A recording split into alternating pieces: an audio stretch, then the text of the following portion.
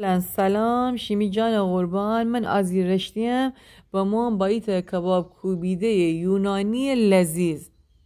تا آخر ویدیو مرا همراهی بکنید با 4 نکته مهم درباره این کباب کوبیده.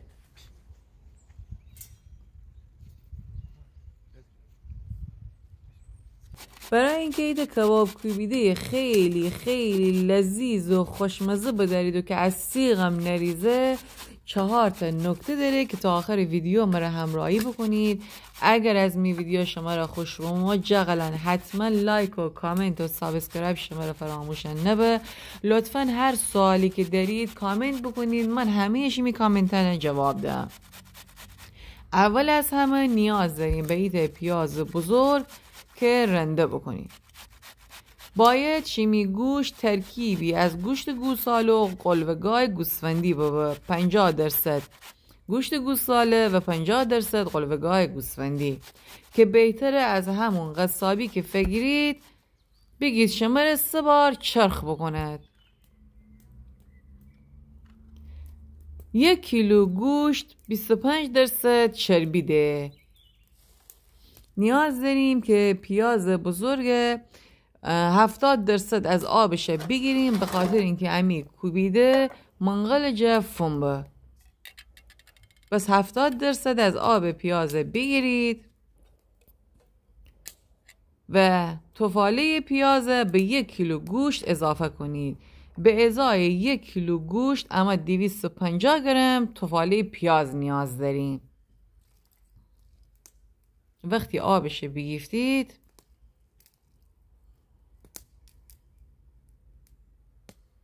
به گوشت اضافه کنید. گوشت کوبیده جاغلان باید 3 روز بیات به. بیات کردنش هم اینه که این گوشت 3 روز توی قسمت سرد یخچال، جایی که سردترین قسمت یخچال، 3 روز استراحت بدید تا قشنگ بیات به. اگر که شما خیلی خانجه گوشت چرخ بکنید، باید 3 بار از چرخ گوشت رد کنید تا اون حالت از دست دادن بافت گوشت شما را با دست بیه. به ازای 1 کیلوگرم گوشت 12 گرم نمک نیاز داریم، همون معادل 3 قاشق چای خوری. 2 گرم فلفل نیاز داریم که معادل نصف قاشق چای خوری فلفله. سماق هم 1 قاشق غذاخوری سماق نیاز داریم. جاغلان برای پایداری مایه کوبیده حتما باید از جوش شیرین استفاده بکنید.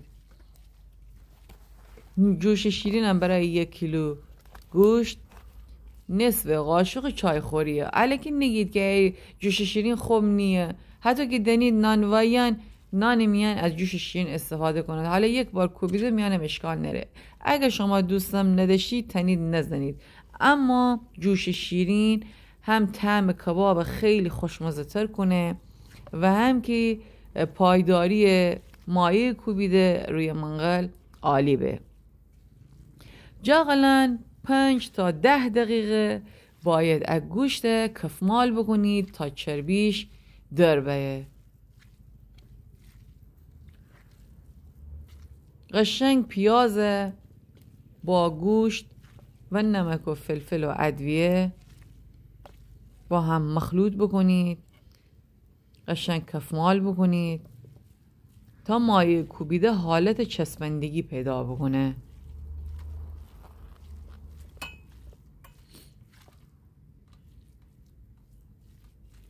بعد از اینکه مایه کوبیده آماده بسته، اگر شما خانجه ایسایید تنید یخچال جه ایت 1 ساعت بهش استراحت بدید. ولی من چون طبیعت جه بمام کار انجام بدم ده زمانی برای یخچال نهن نرم، ایت چند دقیقه ده گوشه استراحت ده.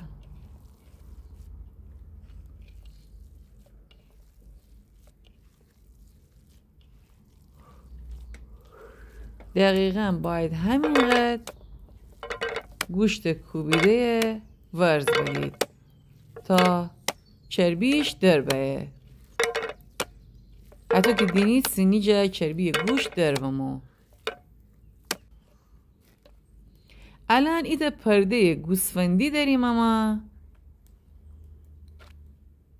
اگه شما میز کار دارید میز کار جا پهنه کنید، اگر نه که تخته جا یا هر وسیله که دارید اون رو پهنه کنید. 250 گرم از گوشت شیمی کف دست جا گرد کنید، بعدن به شکل لول روی پرده پهنه کنید.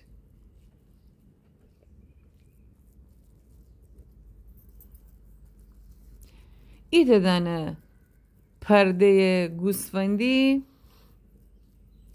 برای نیم کیلو گوشت بسته. الان ما 1 کیلو گوشت داشتیم، نیاز به 2 تا پرده بزرگ گوسفندی داریم. وقتی کوبیده اتو با آلت لول روی پرده پهنه کنیم، پرده اون رو فکشیم و به حالت لول تا جلو ادامه دیم. به همین صورت قشنگ لول بکنید.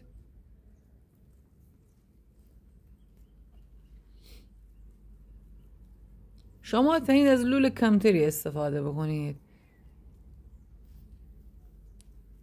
سر تاش مقداری بگیرید. شیمی چاقو جاغلان باید حتما خیلی تیز باشه که بتونید راحت برش بزنید. به اندازه های 1 دست برش بزنید. ضخامتش تا 2 سانت بابا کافیه. بیشتر از اون امکان داره که وسط گوشت خام در بیه. پرده گوسفندی هم خودش به اندازه کافی چربیه. زغال جا خیلی دود کنه.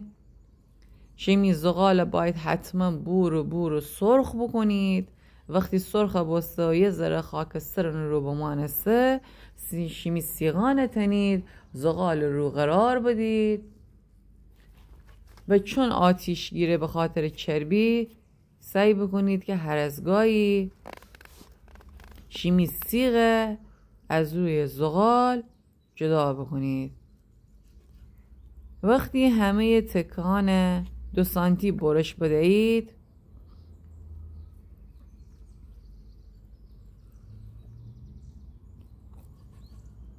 1 کیلو گوشت 8 تا سیغ 5 تایی تا 6 تایی شماره کباب یونانی ده.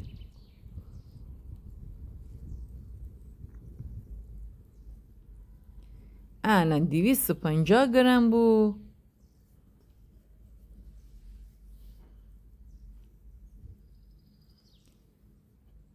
تقریبا 2 تا سیغ بوسته.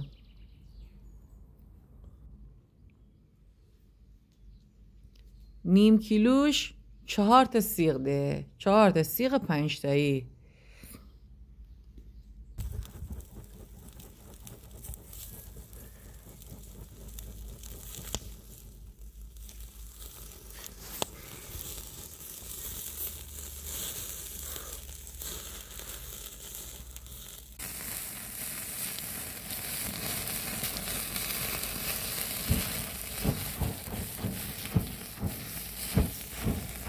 جاقلم بدونید چطور آتیش کنه.